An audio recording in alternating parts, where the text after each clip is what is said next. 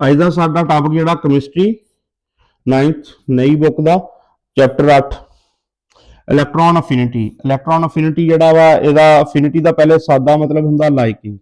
Electron affinity electron liking मतलब electron का gain होगा इसके अंदर। आयोनाइजेशन एनर्जी का उल्ट समझ लें आप।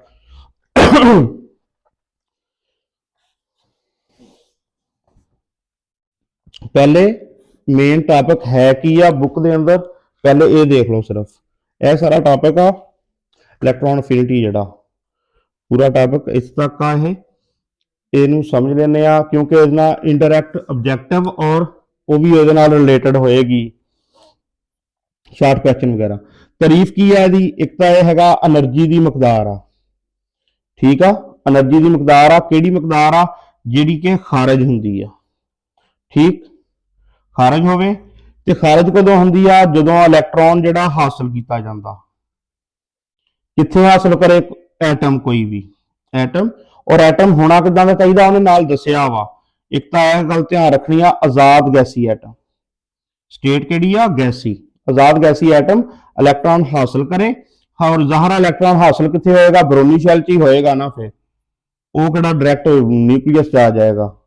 बरूनी शैल के अंदर कोई आजाद गैसी एटम जदों इलैक्ट्रॉन हासिल करदा ते एनर्जी दी जिहड़ी खारिज होएगी ਉਹਨੂੰ ਕਵਾਂਗੇ ਇਲੈਕਟ੍ਰॉन ਅਫਿਨਿਟੀ। ਇਲੈਕਟ੍ਰॉन ਦੇ ਹਾਸਲ ਹੋਣ ਨਾਲ ਜਿਹੜੀ એનર્ਜੀ ਖਾਰਜ ਹੁੰਦੀ। ਇਹਦੀ ਮਿਸਾਲ ਫਲੋਰੀਨ ਨਾਲ ਦੀ ਮਿਸਾਲ ਦਿੱਤੀ ਆ ਫਲੋਰੀਨ ਪਲੱਸ ਇਲੈਕਟ੍ਰॉन ਯਾਨੀ ਕਿ ਫਲੋਰੀਨ ਨੇ ਇਲੈਕਟ੍ਰॉन ਗੇਨ ਕੀਤਾ ਹਾਸਲ ਕਰ ਲਿਆ ਕੀ ਬਣਿਆ ਫਲੋਰੀਨ ਦੇ ਉੱਪਰ ਚਾਰਜ ਆ ਗਿਆ 1 ਮਾਈਨਸ।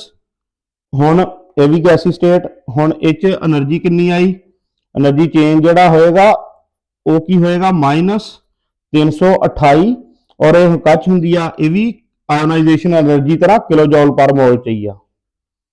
सेम तरीके नाल ही इहनूं कैलकुलेट करना। इहदी वजाहत की आ ऐ तो हो गई मिसाल। वजाहत इहदी पहले मेन इन्नी समझ लो कि यह डिपेंड करते करदी आ हिसार जिहड़ा वा वो भी समझ लो तुसीं हुंदा एटम दा एक ते साइज एटम दा साइज और न्यूक्लियस दी जिहड़ी आ कशिश इन्हां दा आपस डायरैक्ट लिंक बन जाएगा। एटम का साइज अगर की आ छोटा तो पीरीयड के अंदर की होएगा किस तरह ट्रेंड होएगा। एटम का साइज पीरीयड के अंदर सानू पता इस तरह कम रहिंदा इधर नूं एटॉमिक रेडियस बढ़ता नहीं एटॉमिक रेडियस नीचे नूं बढ़ता एटम का साइज छोटा रहेगा। ठीक है तो जिहड़ा भी जज़ब होएगा इलैक्ट्रॉन जज़ब होने वाला इलैक्ट्रॉन जिहड़ा वा उहनूं न्यूक्लियस जिहड़ा उस इलैक्ट्रॉन नूं ज्यादा कुवत कशिश नाल खिंचेगा इस तो एनर्जी जिहड़ी आ वो ज्यादा होएगी। एनर्जी की वैल्यू पीरीयड की होएगी ज्यादा इधर नूं बढ़ेगी इदां जदों असीं देखांगे उह च बढ़ेगी। हुण ग्रुप के अंदर की होएगी ग्रुप के अंदर ज़ाहरा न्यूक्लियस तो हर ग्रुप च नवें इलैक्ट्रॉन जिहड़ा वा वो दूर चला हुंदा शैल आखिरी जिद्दां जिद्दां नीचे नूं जाइए तो एटॉमिक रेडियस बढ़ रहा हुंदा उहदी वजह तो यह कशिश जिहड़ी आ यह कम हुंदी जाएगी दूरी की वजह तो उहदे विच फिर ये की हो जाएगी एटॉमिक रेडियस तो बढ़ रहा ग्रुप के अंदर नीचे नूं एटॉमिक रेडियस बढ़ रहा एटम वड्डा हो रहा लेकिन एटम का साइज कह लो लेकिन एनर्जी जिहड़ी आ इलैक्ट्रॉन अफिनिटी वो फिर की हो जाएगी वो कम हुंदी जाएगी ग्रुप के अंदर। असीं हुण देखदे हां इहनूं डिटेल नाल दा टैक्सट की आ सारा कहानी ये की आ मेन पॉइंट ये यही सी। इलैक्ट्रॉन अफिनिटी की एनर्जी की वो मकदार आ केड़ी मकदार आ किसी एटम के बरूनी शैल किसी और इत्थे मिस हो गया आजाद गैसी एटम आजाद ते गैसी लाजमी लिख लियो। बरूनी शैल में एक इलेक्ट्रॉन हासिल होने से इलेक्ट्रॉन होने की हासिल होने से खारिज हो।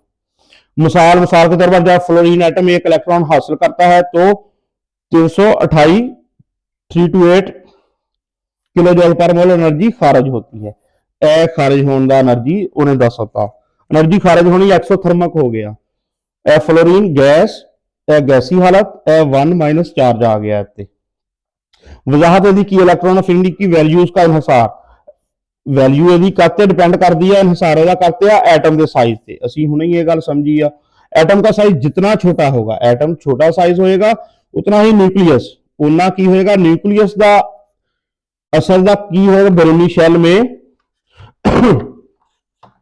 जज़ब होने वाले ਜਿਹੜਾ ਵੀ ਇਲੈਕਟ੍ਰੋਨ ਆਏਗਾ, ਹਾਸਲ ਹੋਏਗਾ, ਜਜ਼ਬ ਹੋਏਗਾ ਬਰੋਮੀ ਸ਼ੈਲ 'ਚ, ਉਹਨੂੰ ਇਲੈਕਟ੍ਰੋਨ ਨੂੰ ਉਸ ਨੂੰ ਜ਼ਿਆਦਾ ਕੁਵਤ ਨਾਲ ਨਿਊਕਲੀਅਸ ਖਿੱਚੇਗਾ। ਠੀਕ। ਔਰ ਇਲੈਕਟ੍ਰੋਨ ਅਫਿਨਿਟੀ ਕੀ ਹੋ ਜਾਏਗੀ, ਉਹਦੀ ਵੈਲਿਊ ਵੀ ਜ਼ਿਆਦਾ, ਯਾਨੀ ਕਿ એનર્ਜੀ ਜਿਹੜੀ ਖਾਰਜ ਆ ਮਕਦਾਰ ਉਹਦੀ ਜ਼ਿਆਦਾ ਹੋ ਜਾਏਗੀ। ਹੁਣ ਉਹਨੇ ਪੀਰੀਅਡ ਦੇ ਅੰਦਰ, ਸ਼ੁਕਰ ਕਰੋ ਤੁਹਾਡੀ ਜਾਨ ਛੁੱਟੀ, ਉਹਨੇ ਪੀਰੀਅਡ ਦੇ ਅੰਦਰ ਨਹੀਂ ਦਿੱਤੀ, ਉਹਨੇ ਦਿੱਤੀ ਆ ਗਰੁੱਪ ਦੇ ਅੰਦਰ ਸਿਰਫ ਇੱਕ ਟੇਬਲ ਦਿੱਤਾ ਉਹਨੇ। ग्रुप 17 के एलिमेंट्स की electron affinity values 17 group halogens सारे नु एंड ते की सी नोबल गैसां उतो बिल्कुल नाल जेड़ा 17 नंबर ते आ हेलोजेंस वाला फ्लोरीन क्लोरीन ब्रोमीन आयोडीन वाला ए ओदी आ क्च ए किलोजूल पर मोल ही काउंट होएगा। ठीक। फ्लोरीन दी कितनी है -328, क्लोरीन -349 49 ਤੇ -324 ਤੇ -295 ਆਇਓਡੀਨ ਦੀ। ਹੁਣ ਦੇਖੋ ਇਹ ਜਿਹੜਾ ਫਰਕ ਆ ਇੱਥੇ ਥੋੜਾ, ਇਹ ਤੇ ਹੋਣੀ ਕਿਦਾਂ ਚਾਹੀਦੀ ਸੀ, ਇਧਰ ਨੂੰ ਕਿਦਾਂ ਹੋਣੀ ਚਾਹੀਦੀ ਸੀ, ਕਮ ਹੋਣੀ ਚਾਹੀਦੀ ਸੀ ਗਰੁੱਪ ਦੇ ਅੰਦਰ।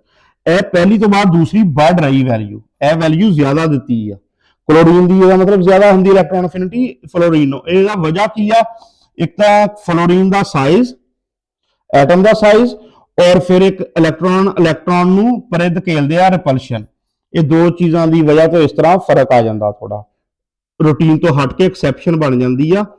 ਔਰ ਕੈਮਿਸਟਰੀ ਦੇ ਵਿੱਚ ਐਕਸੈਪਸ਼ਨ ਯਾਨੀ ਕਿ ਇੱਕ ਰੂਲ ਤੋਂ ਹਟ ਕੇ ਜਿਹੜੀ ਬਿਹੇਵੀਅਰ ਹੋਵੇ, ਉਹ ਐਕਸੈਪਸ਼ਨ ਜਿਹੜੀ ਆ ਸਾਨੂੰ ਬਾਰ-ਬਾਰ ਮਿਲੇਗੀ। ਕੈਮਿਸਟਰੀ ਚ ਇਦਾਂ ਬਹੁਤ ਰਿਪੀਟ ਹੋਏਗੀ ਐਕਸੈਪਸ਼ਨ। अच्छा, ਹੁਣ ग्रुप के अंदर की है जी, पीरियोडिक टेबल के ग्रुप में ऊपर से नीचे चले, ऊपर तो नीचे चलिए तो की लभू सानू। ठीक है, ऊपर तो नीचे जाइए तो की लभूगा, इलेक्ट्रॉन अफिनिटी की वैल्यूज कम हो, इलेक्ट्रॉन अफिनिटी की वैल्यूज कम होने लग पैंदी है। ए देखो ए एक्सेप्शन आ, वैसे इदा कम हो रही है। इसकी वजह यह है क्यों होंदी आ, ए उन्हें दसदा। वजह यह है कि एटम का साइज ऊपर से नीचे बढ़ता है, एटम का साइज बड़ा हुंदा, जिदा इदा जाई जाना शैल ऐड हो जाने, इर्द गिर्द शैल ऐड हो जाने। ठीक। और बरूनी शैल में जज्ब होने वाले इलेक्ट्रॉन का न्यूक्लियस जितना बाहर आखिरी शैल होएगा, उन्नी न्यूक्लियस की शिद्दत इतने असर घट जाएगा। ऐसी समझ लो, कह लो पंजाबी च जुत्ती की रेंज तो बाहर आ, घटी जा रही रेंज ओदी, लाग्यों थप्पड़ ज्यादा फिर जोर दा पैंदा, यो हिसाब आ।